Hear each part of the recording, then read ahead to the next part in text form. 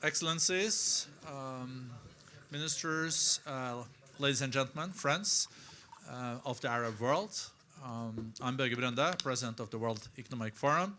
It's a distinct honor for me to introduce two excellencies here, two very important foreign ministers and also former colleagues from the region, from the Arab world.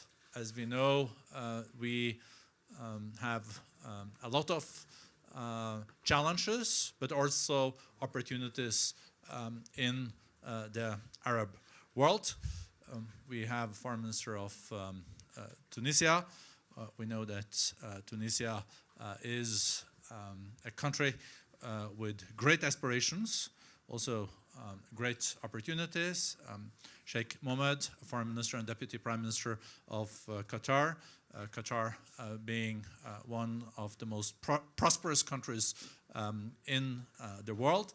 And we know that both of the countries do have challenges in the region, but what this World Economic Forum meeting is all about is to look at challenges and obstacles, but also try to find common ground and solutions. So I think this session, also with the most distinct and experienced moderator, Jean-Marie, will get us deeper into the region, but also we will see what kind of opportunities is there to break the current impulses in the region. Floor is yours. Thank you, and welcome to this very important session. Thank you. Thank you very much. Yes, I think we all want this moment to be a moment of opportunity. There has been the fight against the Islamic State. That fight seems to be now winding down. But we know that terrorist organizations, they prosper on conflict and differences. And so it's really a critical moment for the Arab world to shape a common vision. But at the same time, we know that the Arab world has its own serious divisions at the moment. And finding a path to overcome those divisions, to find a cooperative, common vision to address common challenges. And we know the challenges are numerous. It's not just terrorism, it's youth that needs jobs, it's to be an economic powerhouse. There are lots of things that need to be done, and those things won't happen in the midst of political crisis. So to address that, as Minister Brende just said, we have two very distinguished ministers, and I will first give the floor to Deputy Prime Minister and Foreign Minister Sheikh Al-Thani to give us his vision from Qatar. Then we'll have a conversation, and then Minister Jinawi, and then we'll have a short conversation, the three of us, and then we'll open to the room.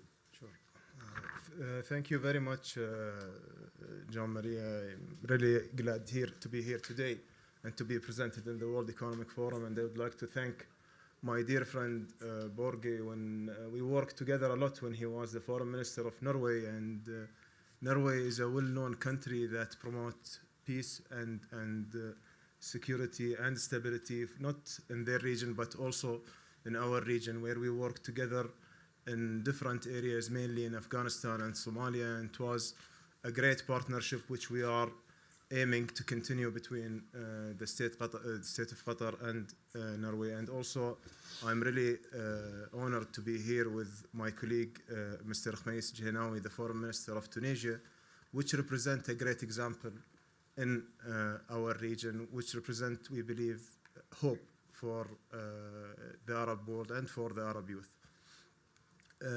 You have been mentioning here, Jean, about ISIS and the post-ISIS era, and we believe this is a very important moment for all of us to understand, first of all, that we have done a tremendous job when we defeated ISIS militarily, and it's about to be defeated. But what's next?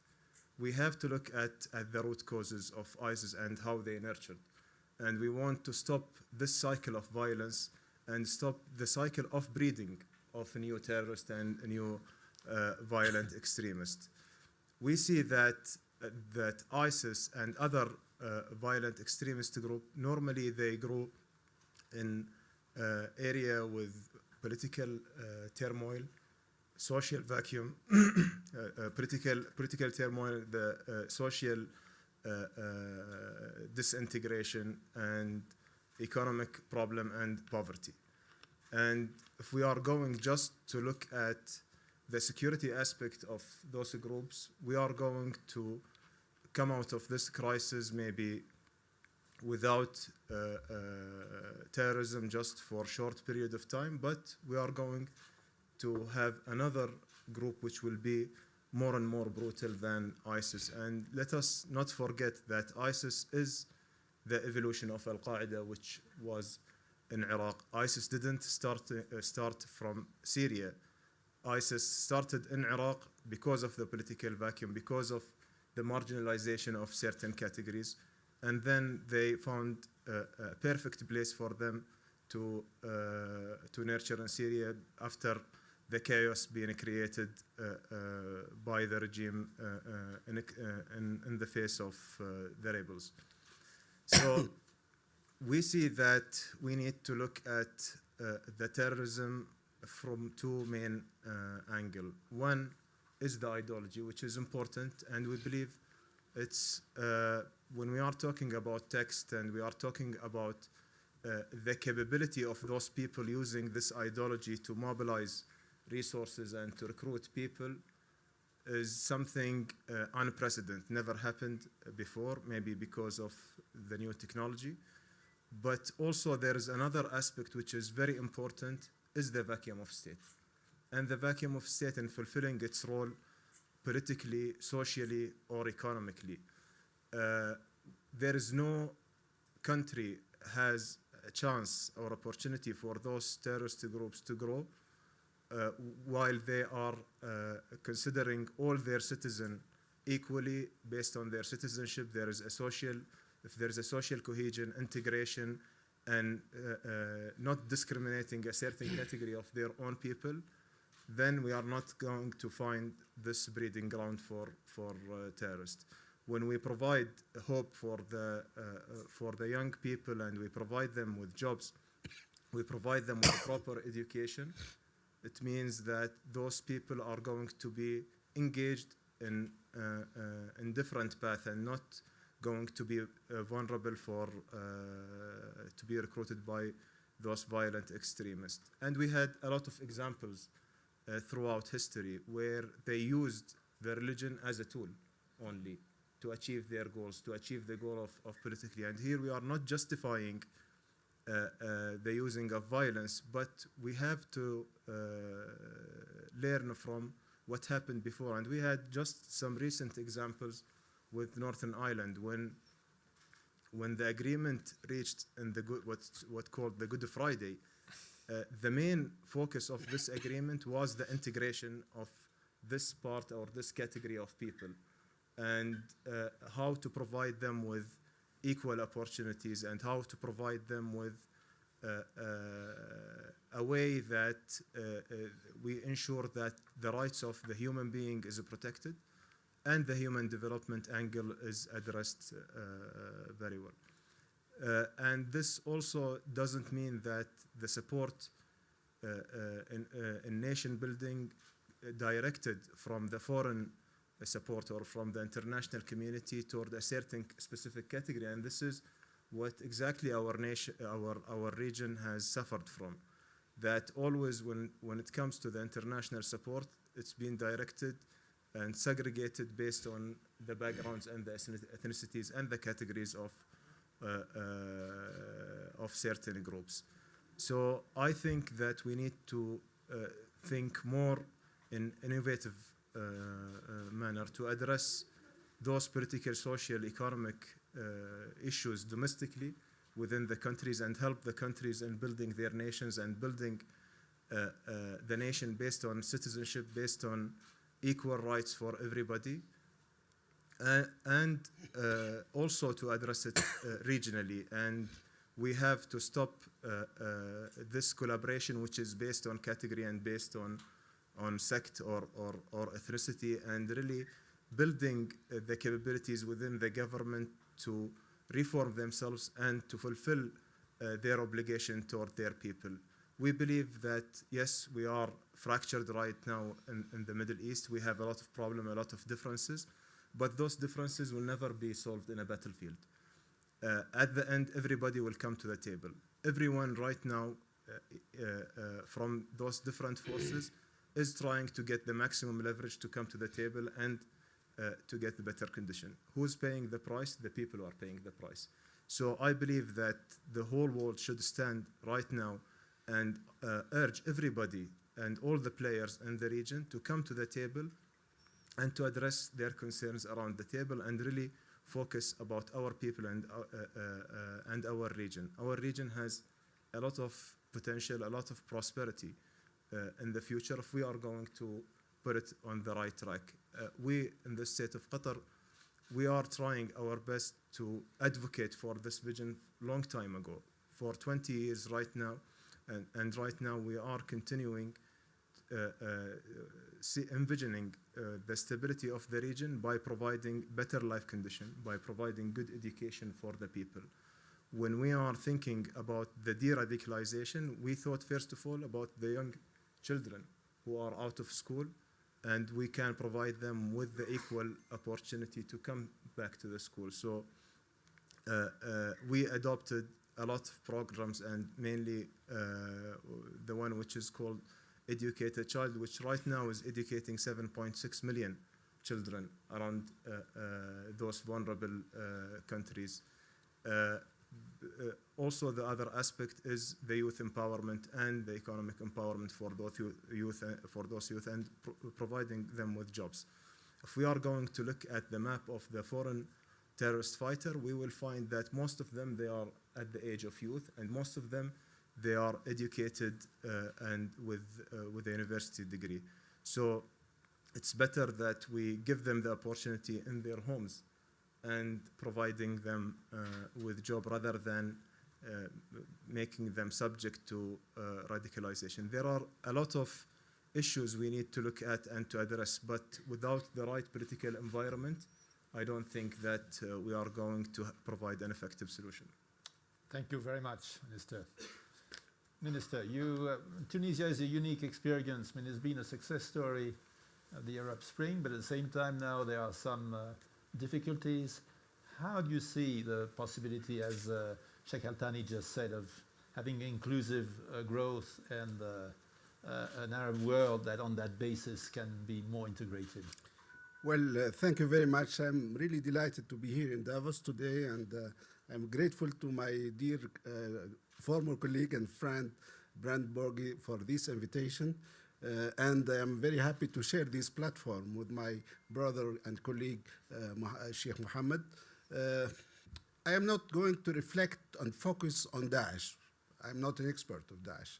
But I would like to reflect on the whole region and the problem of the whole region, and maybe to make propose some idea how to get out of, between brackets, the mess we are facing today in the Arab world.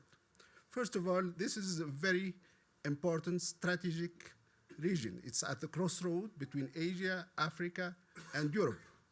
It has a big potential, having one of the largest reserves of energy with a big human potential.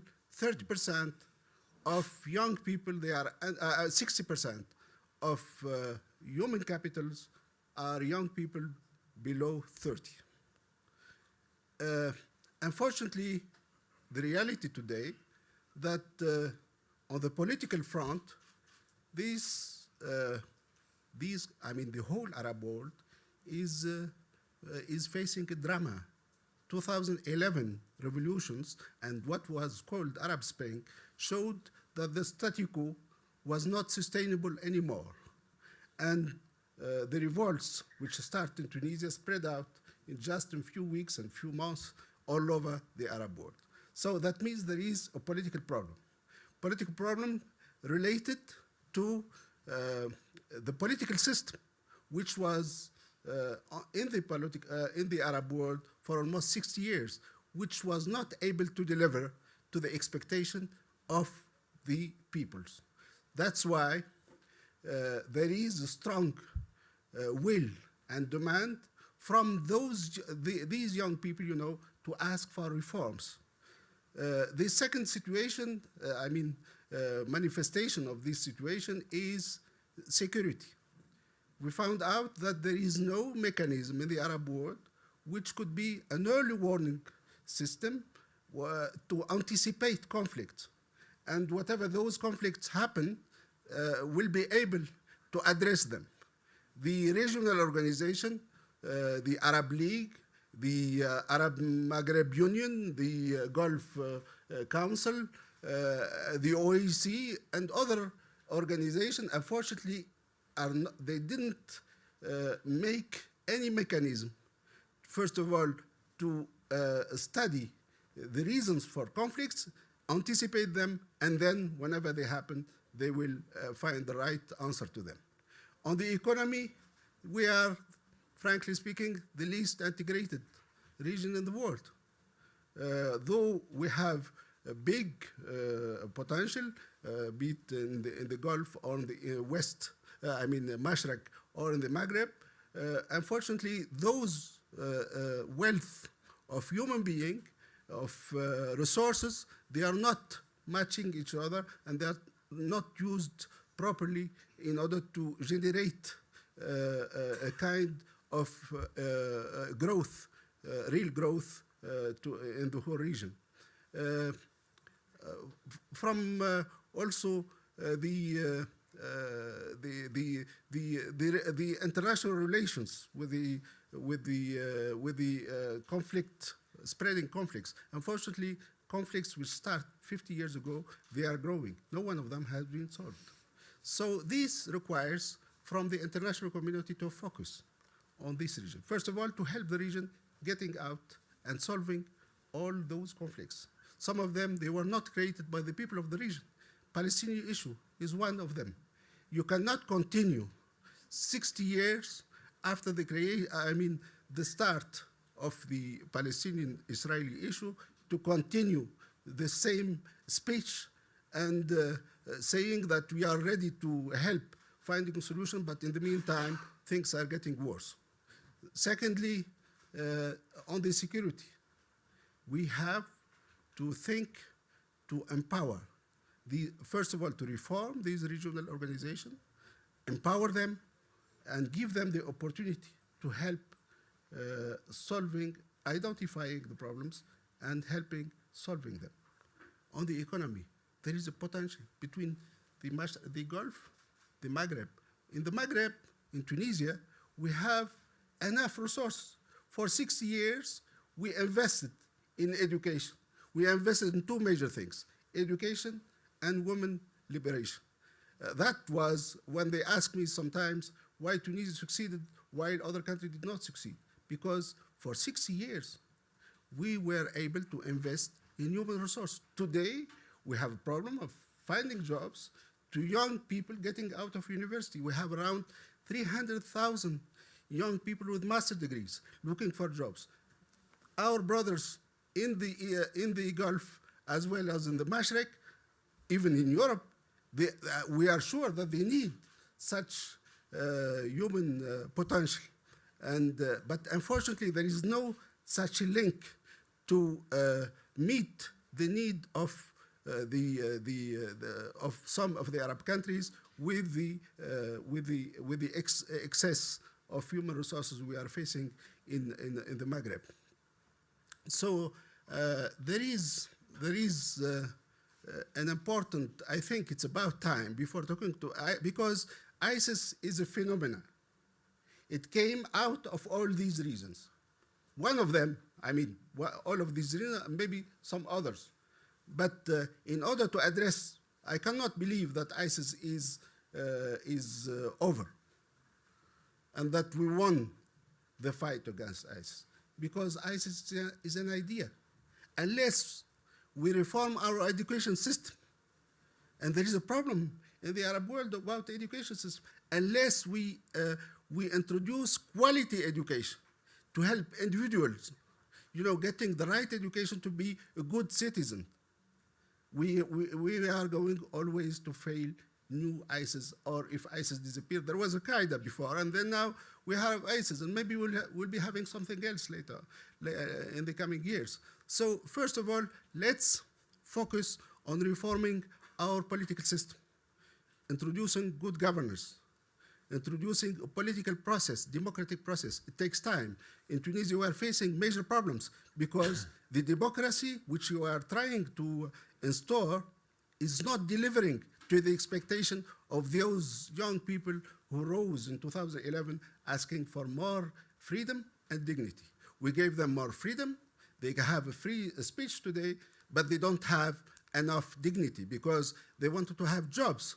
They wanted to have a proper social life. And we cannot continue having a normal society when women are not playing the role they should play. So we have to empower women as 50% of the society, to give them the right to construct the society we are wishing to construct.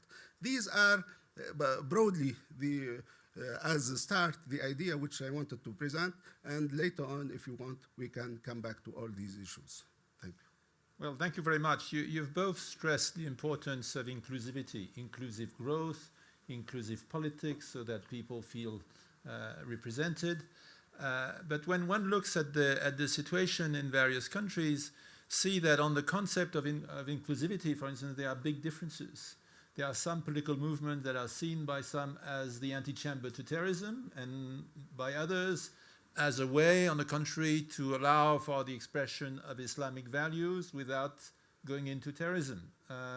So there's a very serious difference. Not between the two of you, but in the Arab world. And so I wonder, how can one sort that? Because in Tunisia, for instance, you have had elections, you have had, at some point, you had Ennahda, and you had an agreement between Ennahda and the other side of Tunisian politics, the secular politics in Tunisia, and you've managed to work out a solution. You're now working on the economics, but that is not a position that is shared by everybody in the Arab world. Well, I think in 2013, we are on the brink of a civil war in Tunisia. And either we go for a different way of solving our problems, or we were going to fight each other. That's why we choose to a consensual, an inclusive way, and that's why we start the national dialogue with the collaboration of major Tunisian institutions. And that national dialogue won Tunisia, the Nobel Peace Prize. We thought that Ennahda, and those who vote for Ennahda, they are Tunisians.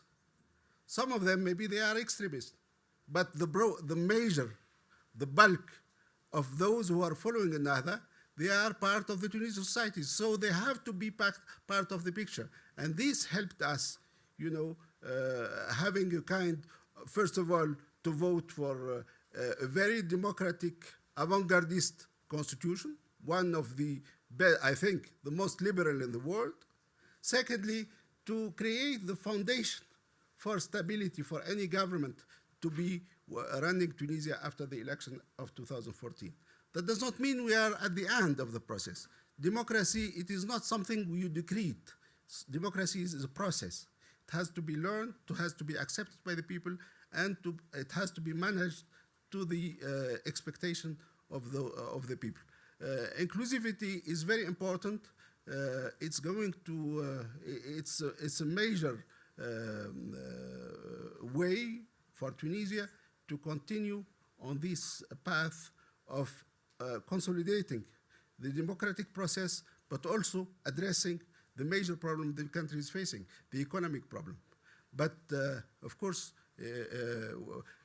from both sides, the Ennahda as well as the secular, Tunisian secular, there are extremists. So the best way is how to push them towards, a central vision of the future of Tunisia. Tunisia has been a modern, free, open society, not because of 2011 revolution.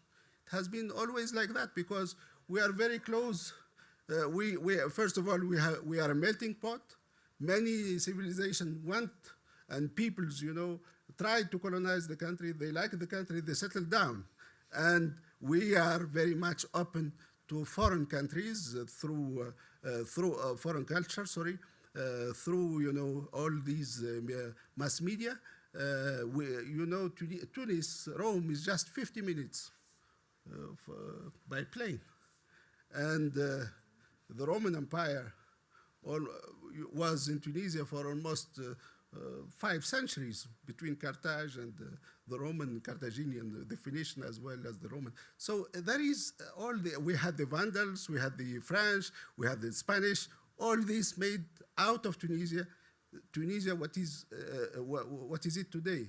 A country which is willing to continue on the on the path of inclusivity, but also being very careful that no one of those parties using the democratic process, you know, to install a kind of extremism. I'm not talking about Nahda, but also from other parties, because also we have not only Nahda, we have leftist parties, we have secular parties, and we have around more than 100 parties today in Tunisia. So it shows the explosion of freedom we are living. But unfortunately, with that explosion of freedom, the economy is not yet delivering. And Tunisia cannot do it by herself. It needs the support of foreign countries.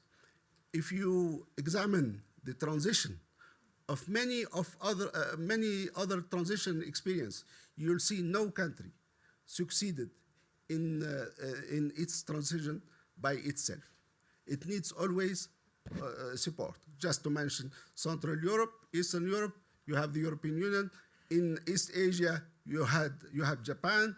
In South America, you have America. So there must be a driving force helping the country getting out of the situation where it is. Thank you. I don't know, Sheikh Mohammed, if you have any comment on what has just been said, or whether we should open to the room. Well, I have no more to add to His Excellency, but just to stress on the importance of that we are not just distinguishing the extremism to one party. The extremism can happen across the board. The best way to avoid those extremists to resort to violence is to provide them with the alternative civilized way to resolve their disputes. So if they are going to use, if they are going to be provided a platform to solve their problems by engagement, it's much better than just neglecting them and not dealing with them, and then they go and resort for violence. Thank you. I think we should now open to the room. Please identify yourself and your affiliation. I see the gentleman on the right there.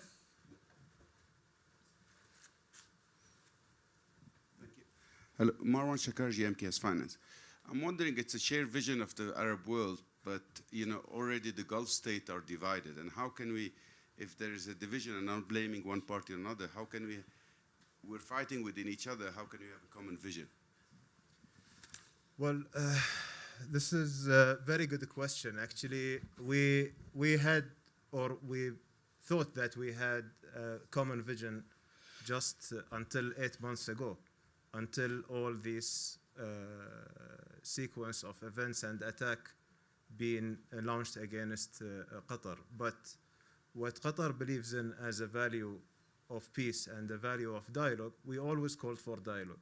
We have been the ones who are calling everybody to come to the table and to understand the differences they have with us, because we believe that we should overcome these differences by engagement, not by the disengagement of what's happening. We feel sorry that the GCC countries, which at certain point of time they were represented a point of hope for the Arab world, that it's the most coherent and strong organization, or the successful example of the multilateral cooperation within the Arab world, now becoming an organization which is inactive and not effective even in solving its own country's problem. We can create a shared vision, yes, but we need, first of all, to have the belief within ourselves and within our countries that we can live together in peace, not by bullying other countries or trying to impose and dictate something on other countries because I have differences with them and I have some, I'm oversizing them in terms of resources or in terms of size or in terms of military. We are living in the 21st century. It's not like the era of the World Wars I and II or the era of the 30 years war. It's totally different era. We are living in an era where we have to live together, coexist together on a common understanding and respecting the sovereignty of each other. Any country which will cross the line of the sovereignty of any other country, it shouldn't be tolerated by the international community and it will not be tolerated by our people. Lady in front of me. Hello, my name is Ghassoon. I'm from Kuwait. Talking about the GCC and what's been happening in the GCC has really affected me even personally. The GCC countries, we've been together for so many years, and we see the GCC countries, especially Qatar and all the other GCC countries, that we are very close when we call them as brothers and sisters.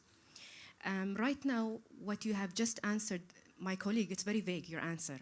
It's not very specific. You can always say we can sit at a table and talk. Will Qatar compromise? And can the GCC get back to normal? Because we as Kuwaitis and our Amir has been really trying to help out there. And I know that we together and with Qatar, we are both trying to solve this issue. But my question is, will ever Qatar compromise more so that we can have the GCC back together? Thank you. There is, for Qatar, which I'm speaking on behalf, but I think and I believe that there is no any single country can compromise on its sovereignty and go into submission for another country. And this is, for us at least, which we have a strong belief in, that this is a red line. We are willing to reach an understanding, yes, on a common goal and common objective for all of us to live together. But we are not willing to engage in a way that we are surrender our sovereignty and we just export our decision-making process somewhere outside Qatar. This is, I didn't try to be vague or to answer him diplomatically, but I tried to express myself and my country willingness toward the dialogue and to resolve this issue by using this way. But there is no other way for us to push them or to bring them to the table if there is no willingness from their side. If there is a willingness from the Qatari side, it's not enough to solve a problem. For any problem in the world, you cannot solve it without the willingness of both parties. We are trying our best to work closely with Kuwait, with the United States, with the other countries, in order to make sure that those red lines are protected, but the GCC become to reintegrate again. But there is one very important condition here for the reintegration of the GCC country. There is, after the latest event which happened to Qatar, no one will have a confidence that GCC can protect the interest of his own country. So there is a new agreement and a new conditions need to be imposed on all the countries that respect each other's sovereignty and reach a common understanding where they can work together and cooperate together, and where they have their independent way of moving forward. Otherwise, if we will if we are going to keep the mindset of countries or specific countries within the GCC can dictate its policy on all the countries, this will not be acceptable, not by Qatar only, but I believe by any GCC nation. Thank you. The lady on the left over there.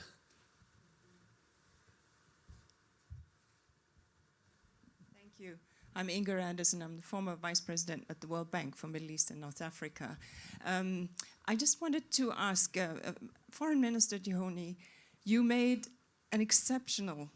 painted an exceptional tapestry of pluralism, engagement, transparency, openness, democracy, role of women. And you also poised that in the context of faulty institutions that have not stood up to support. And you made that the foundation for stability. That's powerful and revolutionary in and of itself. When you make, and frankly challenges most of the countries in the region, that vision, including the institution. So when you make those proposals in the settings, the regional settings in the region, I wonder what the conversation then becomes, because it's those reforms that are critical. And are you able to have those conversations with your counterparts in the region? Thank you. Well, I think Tunisia's experience is a domestic one. We are not willing to export it. First of all, we want to be able to be successful in finalizing it. It is not easy. But for the time being, I can't say we are the exception, frankly, because there are different ways of implementing this democratic process. I think if we are successful and will be full-fledged running democracy, able to deliver to the needs of the people from the democratic point of view as well as from the economic and cultural point of view, then there will be an effort of emulation. It's adjustment. And you cannot control adjustment. Adjustment can, it's a nice smell. It can go all over the region. But that's not the purpose. Our purpose, first of all, is to succeed in whatever we are trying to achieve. We have already been able to create the right institution for for this democratic process. But we are trying to experience the working of those institutions. And we are hopeful that after a few years, we'll be able to say if they are the right ones or we have to maybe reform them. But now, the most important thing for us is to make the economy back again on track, delivering to the expectation of the people and making Tunisia an emerging country. If we succeed, then it can spread.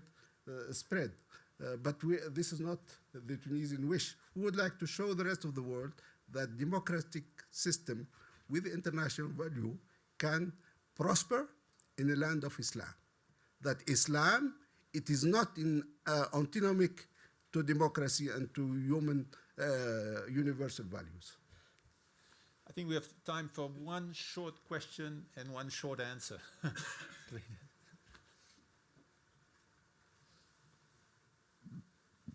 Hi, I'm Yasmin Shahata from Egypt. I actually had a question for both of the gentlemen. Good. So one each. Okay.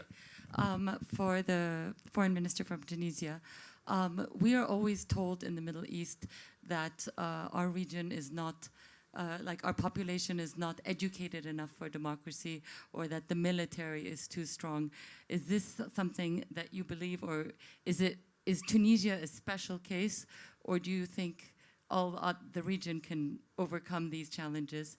And for the foreign minister from Qatar, is there any sign of hope for the improvement between Egypt and Qatar? Because I hope so, but I'd love to know his views. I think you start. Well, we're always hopeful to bridge the gap between us and Egypt, and we believe that the differences which we had together are not really fundamental differences. For us, we care about Egypt's stability, and everybody who's claiming or trying to accuse Qatar that Qatar is trying to play a destabilizing role for Egypt is totally false accusation. Because first of all, if I'm going to look at it as an Arab country, Egypt's stability is important for all the Arab region. Egypt has been the heart of the Arab world. It's the core country there. If I'm going to look at it from economic perspective, we have already an existing investments there in Egypt, which we care about as well. It's It's not our own private funds, but it's our people funds, and it's the next generation funds. So we care that those funds are protected, and there is a friendly relationship between us and the country which hosts those investments, but also a stability provided for those investments. So there is no any reason for us to become a destabilizing factor for Egypt. Unfortunately, that the accusations and whoever is trying to build on those differences is trying just to create a perception about Qatar or about Qatar's role, but and we didn't see that much engagement or willingness from also the Egyptian side to engage in a way to overcome and to bridge those differences. But from our side, Qatar never tried to undermine any country's security. Qatar always working together in partnership with other countries when it comes to help and support other brotherly nations like in the Arab world, whether it's Egypt, Tunisia, any other country in the Arab world. And we never go there solo and try to dictate our agenda and our who are our allies within those government. And I just want to draw the example on Tunisia, if my brother allow me. Tunisia, everybody was accusing Qatar that's supporting Al-Nahda or Muslim Brotherhood. And Qatar continues its support, and the Muslim Brotherhood are not majority there in their government, or they are not representing the majority of the government. In fact, the president, he was from the opponent party of the Muslim Brotherhood. What we care about was Tunisia as a country and the Tunisian people as a people, but they went through a proper process which Qatar will support. From the other hand, we cannot just go and dictate our support toward one categories. And this is the thing which I was just criticizing at my opening remarks, that we shouldn't segregate our support to the countries in order to support categories, but we have to support the countries who are willing to reform and to integrate all their people in more cohesive system. Yeah, just a few words. First of all, I would like to support whatever has been said by my colleague, Minister Al-Thani. Qatar was supportive of Tunisia and continues till now with many substantial projects going on for the benefit of the Tunisian people, but also for the Tunisian Qatari cooperation. Now, getting back to your question, very shortly, 60 years ago, the founding father of the Tunisian Republic made a major strategic choice that army has to be in the barrack and it should not be involved in politics. And you saw in 2011, the army was a Republican army. It did not interfere in politics, though the country was going through turmoil, but it played its role in helping the country organizing the first democratic election we held in 2011. So our army is a Republican one, is a professional one. It has nothing to do with politics. That's the doctrine we have chosen since the early years of our independence. I think we're over time, but that's a reflection of the really rich conversation we just had. So we should thank our two speakers. Thank you.